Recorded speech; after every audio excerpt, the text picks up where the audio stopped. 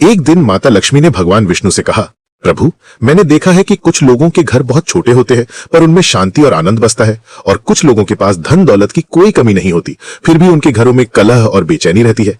ऐसा क्यों होता है? भगवान विष्णु मुस्कुराए और बोले, लक्ष्मी, इसका उत्तर मैं तुम्हें दिखा कर दूंगा। दोनों साधारण मनुष्य का रूप लेकर पृथ्वी पर एक गांव में पहुंचे। वहां दो घर थे। एक छोटा सा मिट्टी का घर जो साफ सुथरा था और जिसमें हर कोने से सादगी और प्रेम झलकता था।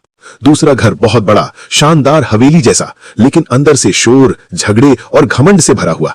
भगवान विष्णु ने कहा, आज हम दोनों इन घरों में दीपक जलाएंगे और देखेंगे कि किस घर का दीपक देर तक जलता है। रात होने पर उन्होंने पहला दीपक उस छोटे घर में रखा जहां परिवार एक साथ बैठकर हंसते हुए रोटी खा रहा था और एक दूसरे को स्नेह से बात कर रहा था।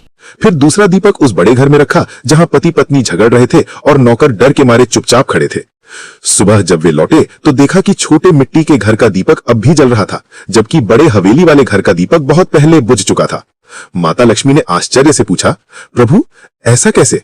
भगवान विष्णु मुस्कुराए और बोले, लक्ष्मी, जहां सच्चे कर्म, प्रेम और संतोष की खुशबू होती है वहां तुम्हारा वास स्थायी रहता है, और जहां अहंकार, कलह और स्वार्थ का धुआं होता है वहां न धन टिकता है न सुख। माता लक्ष्मी ने विनम्र होकर कहा, अब समझ गई प्रभु, सच्ची समृद्धि सोने चांदी से नहीं बल्कि कर्म, प्रेम और संतोष से होती है।